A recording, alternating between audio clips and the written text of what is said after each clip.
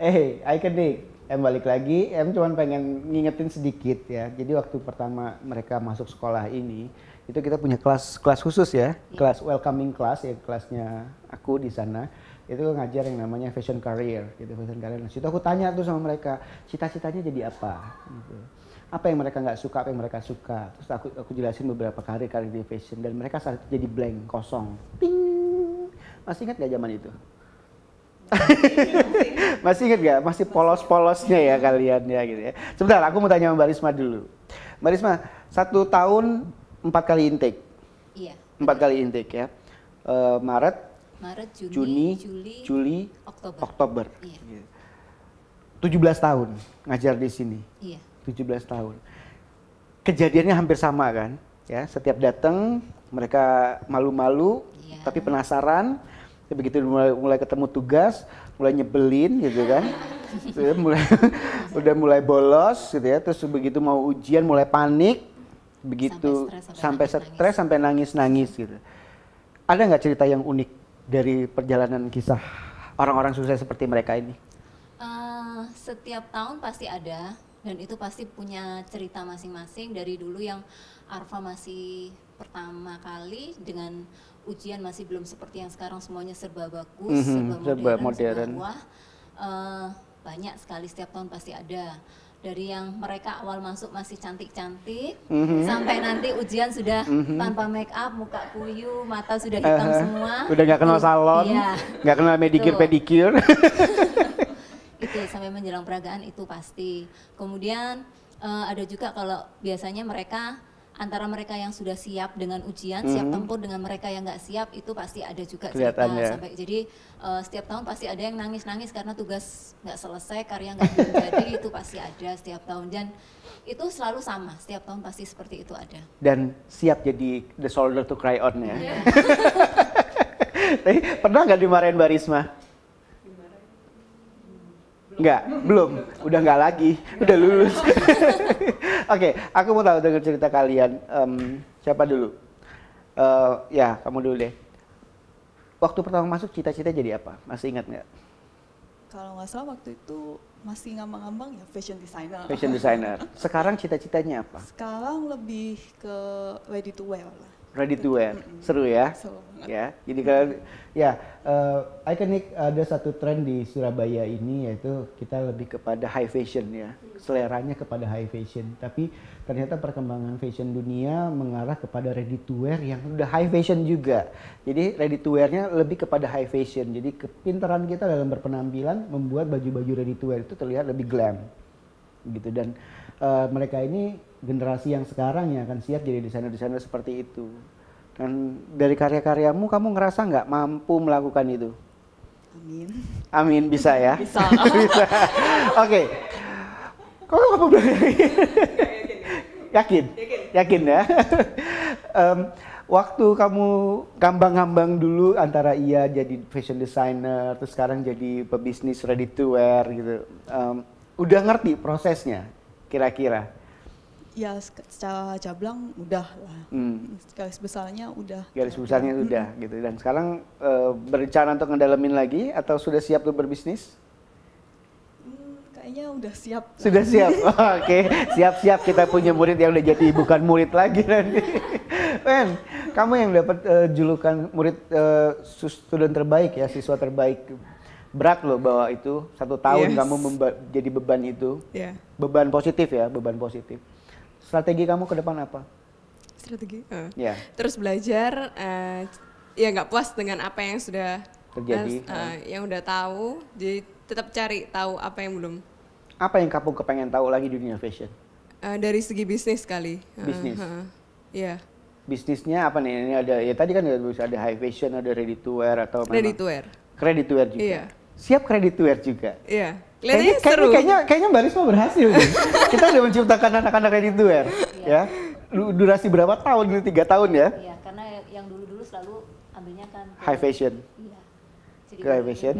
Sekarang mereka lagi gila ke ready to wear. Ready to wear. Iya. Kendalanya udah siap? Kendalanya ya harus dihadapin kalau udah jalan. Mau ya harus diajar. Kamu dengar orang-orang yang sukses dua ini gimana? Kamu mau jadi fashion designer seperti apa nanti? Kayaknya kita nunggu ke depannya dulu, soalnya kan belum tahu apa yang akan dihadapin. Jadi gitu. kamu memang mau nelen ilmunya dulu, Iya. baru kamu memutuskan mau jadi apa gitu. Tapi ngebayang kan karya-karya mereka di atas panggung kemarin? Iya, keren. Mimpi nggak kamu akan punya seperti itu? Iya. Mimpi? Seru ya? Iya. Oke, ready to wear. Udah dapat tugas pas banget ya, ready to wear. Kamu dapatnya apa? Koleksinya apa yang diwujudin? City wear ya. Ya. Oke, ya Mbak Risma, jelasin dong. Mungkin Iconic juga pengen tahu nih. City wear itu apa nih? Jadi ada yang bingung ya. Sempat kemarin juga beberapa teman wartawan tanya ke saya, katanya apa bedanya city wear sama ready to wear? Ini bahas masalah bahasa. Yang kedua, loh kalau emang gayanya bebas juga, kenapa nggak casual aja gitu? Cuman gini, kalau casual kan eventnya memang yang benar-benar pure casual. Cuman kalau city wear itu event kita masih bisa untuk ke kantor, tapi konsepnya yang lebih modern. Jadi bukan yang terlalu Bukan office konvensional. wear, Ya, ya. bukan Konvensional. Jadi lebih modern dan masih bisa mungkin setelah ngantor mau kemana masih baju itu masih nyambung lah. Oke, jadi dalam konsep lifestyle. Iya. Dalam konsep lifestyle bahwa dari pagi sampai sore sampai malam bahwa baju itu masih wearable Iya. untuk segala occasion gitu. Nah, itu kan berat nih. Kalian kan dapat konsep itu berat. Idenya apa nih baju kamu ini untuk ungkapin city wear tadi? Figurnya siapa nih? Figur bajumu. Figur bajunya. Untuk perempuan seperti apa? Masih ingat nggak? Pokoknya dia suka art. Dia suka petualangan juga, tapi dia mannernya ada manner, bermanner gitu. Jadi perempuan yang punya perilaku baik, tata krama, tapi punya jiwa adventuring gitu ya, untuk menelaah banyak hal. Yes. Dan inilah gaya-gayanya. Iya. Kayaknya perlu dibalik nih. Ada sesuatu yang menarik akan. Ya, ada. Nah, wow, oke. Iya. Keren ya. Dan ini yang kamu bilang tadi seperti X-ray di dalam Iya. kita mendapatkan sesuatu. Iya. Oke, jadi ini perempuan yang punya manners di depan rapi, ternyata di belakang nggak rapi, itu maksudnya gini. Jadi ada sesuatu yang disembunyikan dan terlihat lah gitu. Iya, begitu. Gitu. Dan kamu ngebayangin nggak, dia ini ada di dunia apa nih orang-orang seperti ini? Entertainment. Entertain. Bisa. Advertising. Kayaknya harusnya ini baju jadi bajunya wartawanku nih. Wow. Keren nih. Nggak, karena depannya clean banget, bersih, ternyata di belakangnya ada detail yang menarik gitu ya. Iya. Bajumu sekarang, figur perempuan seperti apa yang akan pakai baju kamu? Figur perempuan yang confident, Percaya diri? terus dia ya ini aku gitu. Oh, dia, Jadi dia lebih kepada herself gitu ya? Jadi dia lebih bisa mengekspresikan dirinya sendiri. Mhm. Dia nggak peduli pikiran orang lain, apa yang orang lain pikirkan tentang dia. Wow. Dan kamu mengejawantahkannya dengan, oke, gue mau pakai ini, pakai itu, Ini style aku gitu. itu stylenya. Gitu. Detail apa yang bikin rancangan kamu kuat? Mungkin seperti ini, dia dari depan mungkin wah ini appropriate gitu. Tapi ternyata waktu di belakang Dari bawah? ternyata di belakang dia lebih semau gue gitu. Oke, jadi depannya kelihatan clean, bersih, tapi ternyata di belakangnya ada satu identitas yang dia Iya, tampilkan.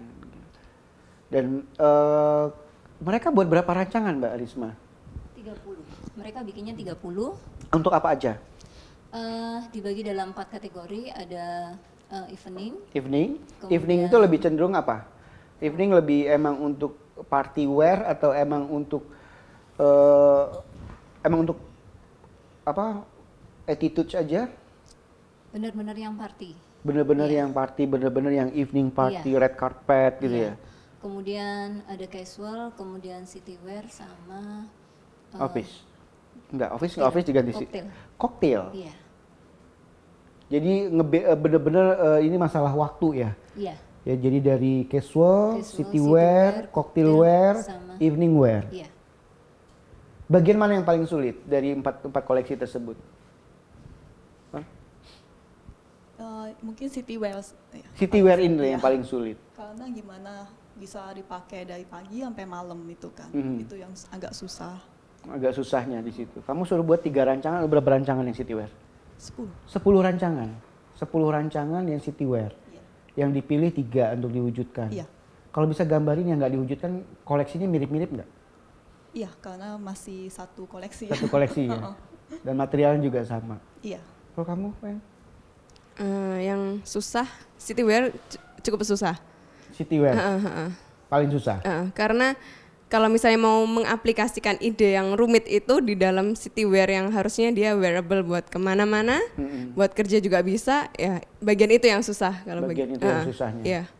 Tapi kalau casual juga lebih gampang. Casual, iya karena mau terbuka itu masih bisa. Tapi Oke. kalau misalnya city wear kan Ada kalau mau ke bagian yang kantor, harus iya. Ada bagian yang ada tata keramanya Iya. tersebut ya. Iya. Mbak Risma, terus setelah 30 rancangan itu, apa yang harus mereka lakukan? Untuk meyakinkan siapa pembimbing ya saat itu ya? Iya, jadi mereka setelah bikin konsep mereka selesaikan, kemudian tahapannya adalah mereka presentasi di depan juri. Jadi kita panggil memang juri dari luar untuk supaya mereka Lebih kalau terbuka ya, lebih fair ya. terbuka, iya. Jadi bukan dari instruktur Arfa. Oke, ini sebelum kita masuk segmen berikutnya punya siapa? Ini. Wen, nah ini Yes. ya kita buka ini yang kita sebut portfolio ya, portfolionya Weni yang disebut sebagai student terbaik, student terbaik, ya. Dia buat it very clear, ini buku, ya, ini buku. Jadi kita udah lihat portfolio itu tidak seperti zaman dulu lagi clippingan gitu ya, sketsa yang digambar, kita ada teknologi tinggi. Nah ini adalah konsepnya dia, apa konsepnya? See the unseen. See the unseen, jadi melihat yang tak terlihat. Ya, melihat Yeah. ini konsep warnanya, Yeah. color scheme-nya, terus ini sumber idenya, ini apa datanya? Itu konsepnya. Ini konsepnya. Narasi konsepnya. Narasi konsepnya. Yeah. Jadi kamu bisa ngebaca isinya, narasinya, dan ini Customer profile. customer profile-nya. Ini perempuan yang kamu sebutkan tadi. Yes. Ya, ini perempuan yang kamu sebutkan tadi, dan ini adalah prototipe-nya. Ini sumber ide akar dari baju-baju yang akan masuk dalam idenya kamu. Gitu. Kamu ngambil dari mana aja nih? Itu dari Iris van Herven sama Bora Aksu. Kenapa mereka? Suka stylenya mereka aja. Karena Jadi- sukanya itu terus kamu kembangkan. Yes. Dan kamu coba gabungkan dengan apa yang udah kamu Iya. riset. Kalau untuk hal kayak begini gimana Mbak Risma? Sangat membantu mereka bekerja lebih gampang. Iya, karena kalau tanpa mereka ada ini Prototype. sulit sekali untuk mengembangkan idenya. Dan Jadi harus dibantu dengan ini juga ngebantu kita sebagai pembimbing ya. iya, jadi ada acuannya. Jadi mereka nggak konsepnya nggak lari kemana-mana. Nggak ngehayal terlalu jauh gitu ya. Oke, dan ini adalah sketsanya. Bukan? Iya, itu Oh, ini sketsa. sketsanya? Sketsa yang masih Sketsanya goresan tangan. masih goresan tangan. Oh, Iya. ini sketsa awal waktu yang di sama pembimbing dan Awal ini. banget. Oke.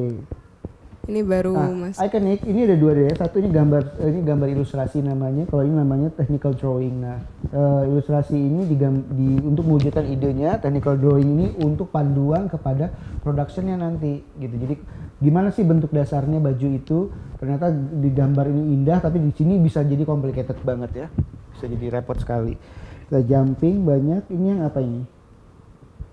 Ini koleksi apa ini? Masih City. Masih city wear. Iya.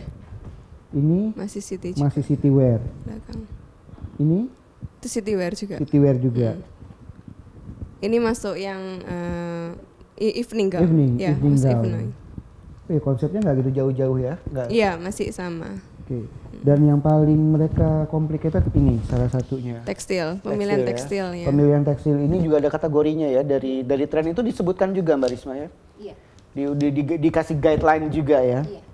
Dan ini detail yang kamu tawarkan. Iya, Wow. dari Oke. seluruh koleksi.